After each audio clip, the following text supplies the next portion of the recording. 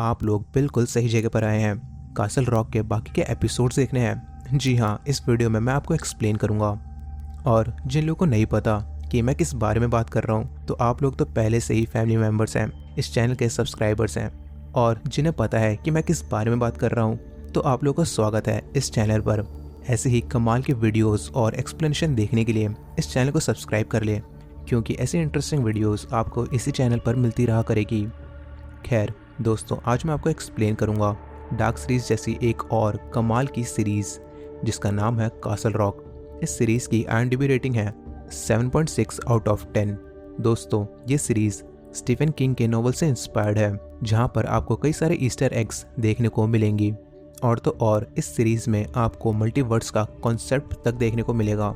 दोस्तों, ये वीडियो एक कोलैब वीडियो है हॉन्टिंग हॉली चैनल के साथ, जहां पर आपको इसी सीरीज के पहले के 5 एपिसोड्स उनके चैनल पर मिल जाएंगे और बाकी के 6 to 10 एपिसोड्स मैं इस वीडियो में आपको एक्सप्लेन करूंगा। एक और बात दोस्तों, आप सभी के लिए एक सरप्राइज है इस वीडियो के एंड में, तो इस वीडियो को बिना स्किप किए एंड तक जरूर देखिएगा, क्योंकि एट लास्ट आपको ही फायदा होने वाला है। तो अब बिना देर के चलते हैं सीधा एक्सप्लेनेशन की तरफ। लेकिन उससे पहले अगर आप इस चैनल पर नए हैं तो चैनल को सब्सक्राइब करके बेल आइकन ऑल पर कर दीजिए, ताकि आप ऐसी इंटरेस्टिंग वीडियोस मिस ना करें। एपिसोड 6 की शुरुआत में हम हेनरी को देखते हैं, जो कि अपने डैड मैथ्यू के सेमेंट्री पर आया हुआ था, जहां पर वो 2 और लोगों को नोटिस करता है, जिसे उसने पहले एलन के इवेंट पर भी देखा था। हेनरी अभी भी उन आवाज़ों से परेशान था जो कि उसे सुनाई दे रही थी। खैर दूसरी तरफ घर पर वही लड़का मैथ्यू का एक सूट पहन लेता है और उसके बाकी सामान में से कुछ कैसेट और एक कैमरा निकालता है। जब ये लड़का उन कैसेट को प्ले करता है तो उसमें हेनरी और उसका डैड मैथ्यू थे, जो कि जंगलों में घूम रहे थे। खैर कुछ देर बाद एलन यहाँ आता है। ये लड़का एलन को किसी डंप यार्ड जाने के लिए कहता है और एलन मान जाता है, क्योंकि इससे पहले एपिसोड में उस लड़के ने एलन से कहा था कि वो रूथ की हेल्प करना चाहता है। खैर इसके बाद एलन रूथ को हॉस्पिटल से लाता है और उसे घर पर छोड़कर उसे प्रॉमिस करता है कि वो इसके बाद कहीं नहीं जाएगा। जिसके नेक्स्ट सीन में हम हेनरी के 15 साल के बेटे वेंडल को देखते हैं, जो कि बॉस्टन से यहाँ आया था। हेनरी के कहने पर वो यहाँ पर आया था क्योंकि हेनरी चाहता था कि वेंडल अपनी ग्रैंड मॉम के साथ कुछ समय बिता सके। हेनरी वेंडल को रूथ से मिलाने ले जाता है, जहाँ पर रूथ कुछ खोई खोई सी लग रही थी, लेकिन हेनरी के आने से वो एकदम से नॉर्मल हो जाती है। इसके बाद हम मॉली को देखते हैं, जो कि अपने एक क्लाइंट से फोन पर बात कर रही होती है कि तभी उसे अचानक से अपनी विंडो पे मैथ्यू दिखता है, जबकि असल में ऐसा कुछ नहीं था। वहीं दूसरी तरफ रूथ, हेनरी और वेंडल किचन में थे, जहां रूथ फ्रिज से एक चेस पीस निकालती है कि तभी रूथ को वो लड़का दिखता है जिसने मैथ्यू का सूट पहना हुआ था। हेनरी उसी आउट हाउस में जाता है, जहां वो लड़का हेनरी और मैथ्यू की रिकॉर्डिंग देख रहा था। उस रिकॉर्डिंग में मैथ्यू हेनरी को जंगल में कुछ सुनने के लिए कह रहा था कि तभी हेनरी टीवी ऑफ कर देता है और उस लड़के को अपने साथ एक साइकेट्रिस्ट हॉस्पिटल ले जाता है। जब हेनरी उसे वहां छोड़कर वापस आ रहा था तो वो लड़का हेनरी को काफी गुस्से से देखता है, लेकिन तभी एक नर्स आकर उसे अपने साथ ले जाती है। उसी रात हेनरी रूथ के पास जाकर उससे पूछता है कि मैथ्यू और वो जब जंगल में जाते थे तो क्या करते थे, जिस पर रूथ बात को टाल देती है और ठीक से कुछ भी नहीं बताती। खैर अगली सुबह हेनरी मॉली से मिलने जाता है और यहाँ मॉली फाइनली हेनरी को बता देती है कि उसी ने मैथ्यू की जान ली थी। दरअसल मॉली बताती है कि वो खुद नहीं जानती कि वो उसके घर पर कैसे पहुंची। वो हेनरी था जो मैथ्यू को मारना चाहता था, इसलिए हेनरी ने किसी तरह मॉली के थ्रू ये सब करवाया। जहाँ पर हेनरी के इन्फ्लुएंस में मॉली ने मैथ्यू की विंड पाइप निकाल दी, जिससे कि उसकी मौत हो गई। और जब मॉली ने अपने हाथों की तरफ देखा तो वो उसके नहीं बल्कि हेनरी के हाथ थे। मतलब कि यहाँ पर मैथ्यू को मॉली ने नहीं बल्कि हेनरी ने मरवाया था मॉली के थ्रू।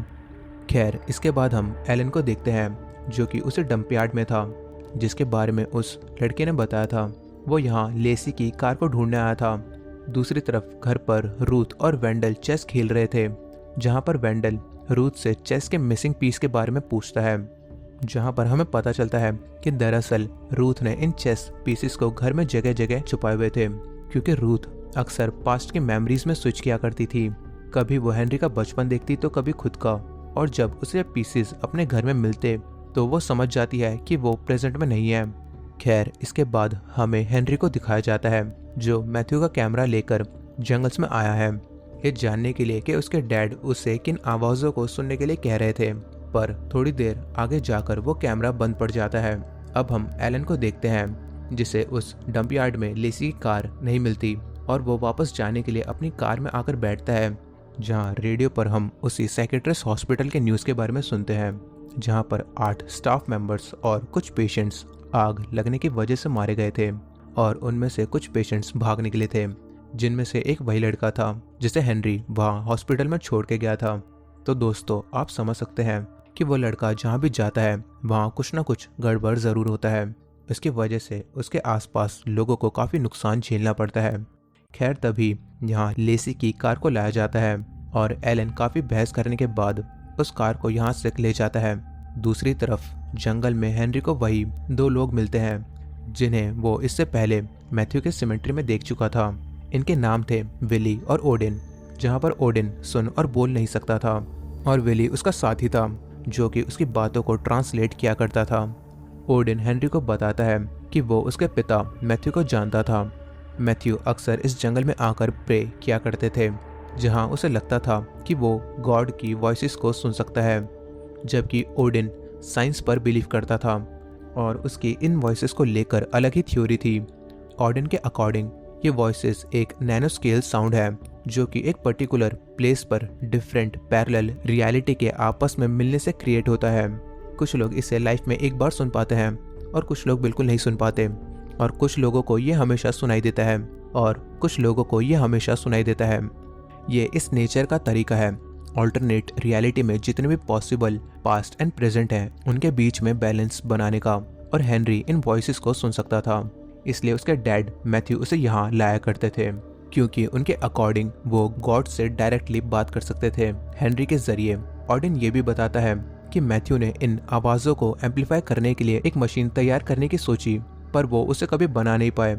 पर ओडिन ने उस मशीन को बना लिया था, जिसके बाद वो हेनरी को अपनी बेसमेंट में लेकर जाता है, जहाँ उसने एक चेम्बर बनाया था जो कि टोटली साउंडलेस चेम्बर था, जहाँ हेनरी आराम से इन आवाज़ों को सुन सकता था और समझ सकता था, जो आवाज़ उसे कई दिनों से अपने कानों में सुनाई दे रही थी।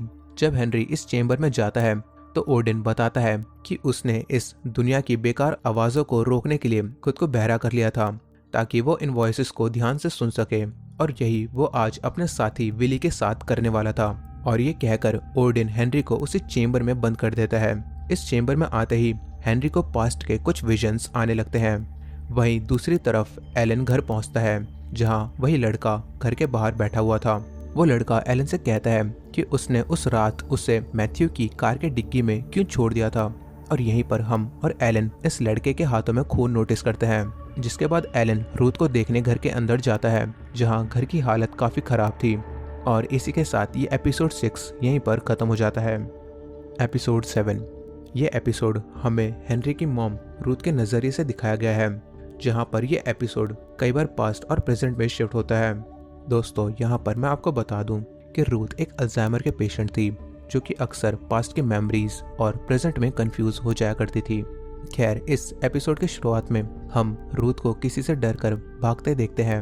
उसके हाथ में एक रिवॉल्वर होता है और वो अपने ही घर में किसी से छुप रही थी, जहाँ पर हम अंदाज़ा लगा सकते हैं कि शायद वो उसी लड़के से छुप रही थी, क्योंकि रूथ को उसमें अपने हस्बैंड मैथ्यू की झलक दिखती थी और उसका मानना था कि वो लड़का मैथ्यू का ही पुनर्जन्म है। इसके बाद कहानी कुछ महीनों पहले शिफ्ट होती है, जहां एलन ने रूथ को एक चेस गिफ्ट किया था। दोस्तों ये वही चेस है जिसके पीसेस को रूथ घर में अलग अलग जगह छुपाया करती थी। खैर अगले ही दिन एक डॉग की ट्रक के आगे आने से मौत हो जाती है, जिससे रूथ को काफ़ी लगाव था, और ये सब देखने के बाद वो काफ़ी ज़्यादा डिस्टर्ब हो जाती है। वो एलन को अपने डॉग पग के बारे में बताती है कि जब एक दिन रूथ मार्केट से अपने घर वापस आई थी तो उसे डस्टबिन में एक पॉइजन की बोतल मिलती है, और पग पूरे घर में कहीं नहीं था। वो जानती थी कि मैथ्यू ने ही पग को मारा है और उसकी बॉडी को जंगल में फेंक दिया है, और वो अपने डॉग पग को प्रॉपर बरियल नहीं दे पाई थी, इसलिए वो अभी इस डॉग को दफनाना चाहती थी। जिसके बाद एलन एक सूटकेस में उस डॉग की बॉडी को रखकर घर के पीछे ही दफना देता है।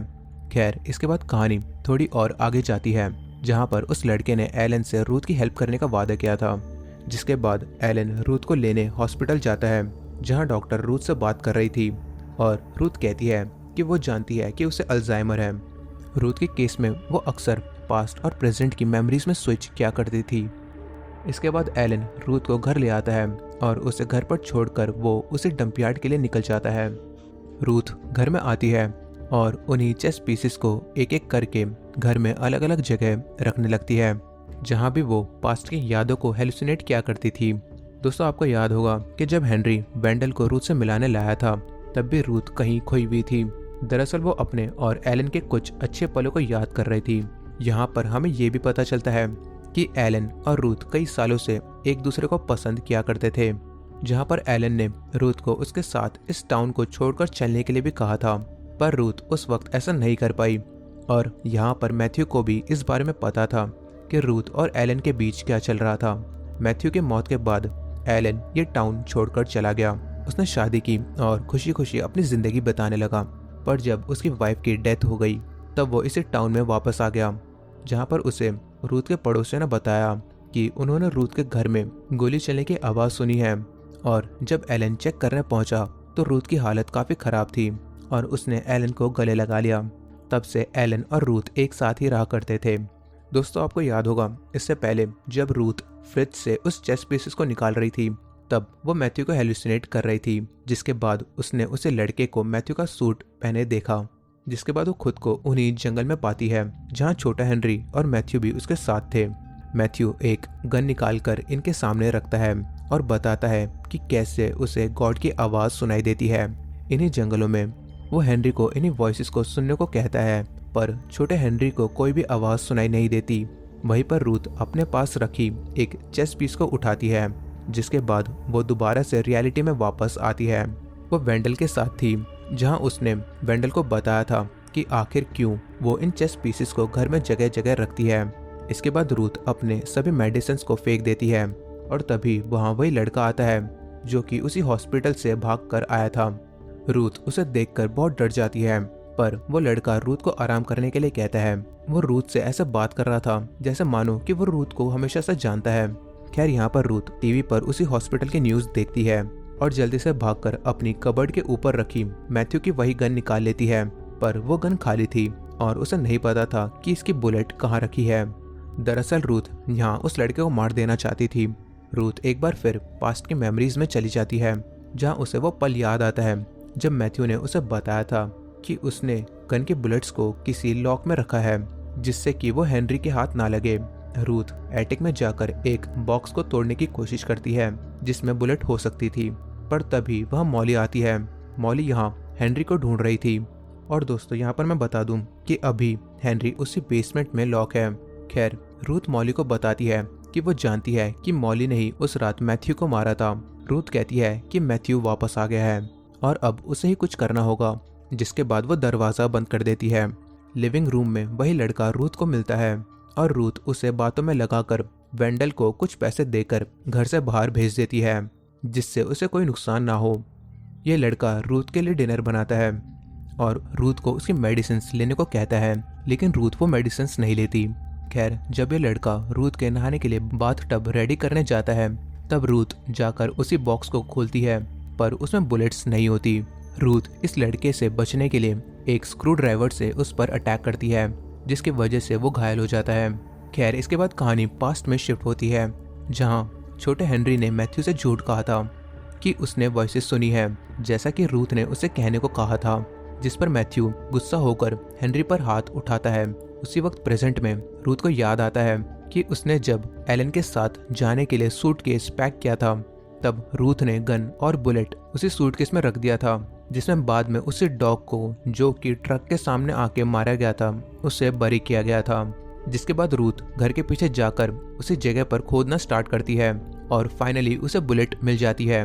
रूथ आउट हाउस में छुप जाती है, जहां एलन रूथ को ढूंढते हुए आता है और रूथ एलन को वही लड़का समझकर उस पर फायर कर देती है, जिस वजह से एलन की वहीं पर मौत हो जाती है। रूथ को उसकी गलती का एहसास होता है और वो एलन की बॉडी से लिपट कर रोने लगती है, पर कुछ ही देर बाद वो ये सब भी भूल जाती है कि उसने एलन को मारा है और ये एपिसोड यहीं पर खत्म हो जाता है। एपिसोड 8। इस एपिसोड की शुरुआत में हम उसी कपल को देखते हैं जिसने मिस्टर लेसी का घर खरीदा था।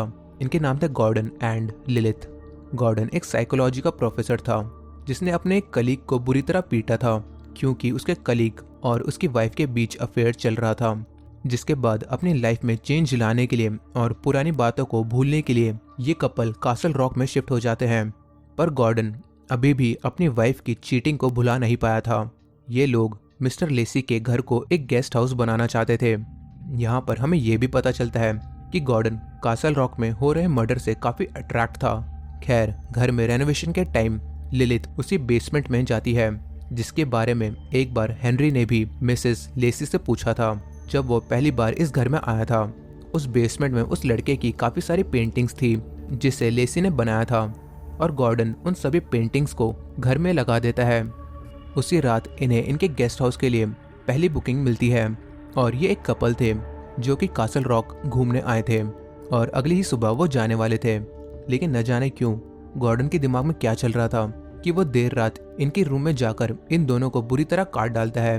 दोस्तों, इस चीज से हम ये समझ सकते हैं कि कासल रॉक में कुछ न कुछ ऐसी बात तो थी जो लोगों के अंदर के दुख और नेगेटिविटी को उन पर इतना हावी कर देता है कि वो खुद पर काबू नहीं कर पाते और कोई ना कोई क्राइम कर बैठते हैं, जैसा कि यहाँ पर गॉर्डन के साथ हुआ था।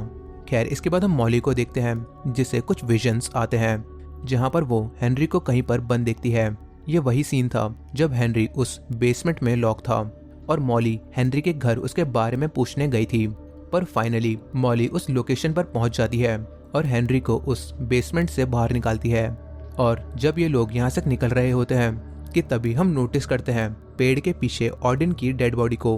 खैर, अगली सुबह हेनरी घर पहुंचता है। हेनरी को यहाँ वही लड़का मिलता है जिससे वो रूथ और वेंडल के बारे में पूछता है कि तभी वेंडल वहां पर आता है। जिसके बाद हेनरी वेंडल को उससे अपने रूम में जाने के लिए कहता है। वेंडल के जाते ही वो लड़का हेनरी को आउट हाउस लेकर जाता है जहां एलन की डेड बॉडी थी। ये लड़का हेनरी को पूरा इंसिडेंट बताता है कि कैसे रूथ ने एलन को मार डाला। जिसके बाद वो हेनरी से पूछता है कि क्या उसे वो वॉइसेस सुनाई देना शुरू हो गई। जिसके बाद वो हेनरी को फौरन अपने साथ जंगल में चलने को कहता है। पर तभी वहां पुलिस आ जाती है जिन्हें वेंडल ने फोन करके बुलाया था। पुलिस को देख ये लड़का यहाँ से भाग जाता है, पर जाते जाते वो हेनरी से कहता है कि उसने हेनरी का 27 सालों तक वेट किया और उसी ने हेनरी को बेसमेंट से बाहर निकाला था। और ये कहकर वो वहां से चला जाता है। इसके बाद हमें गॉर्डन और लिलिथ को दिखाया जाता है जो उस कपल की बॉडी को प्लास्टिक बैग में भरकर ठिकाने लगाने जा रहे थे कि तभी वहां जैकी आ जाती है और वो इनसे एक डील के बारे में बात करने के लिए आई थी। पर लिलिथ एक बहाना करके उसे वहां से वापस भेज देती है। लेकिन जाते वक्त जैकी को घर के बाहर उसी कपल में से उस लड़के का ब्रेसलेट मिलता है जिस पर खून लगा हुआ था, जिसे देख जैकी को कुछ शक होता है। दूसरी तरफ पुलिस हेनरी के घर की तलाशी लेती है और पुलिस को लग रहा था कि उसी लड़के ने एलन को मारा है जो कि अब गायब था। वहीं दूसरी तरफ रूथ को अभी भी लग रहा था कि उसने उस लड़के को मारा है।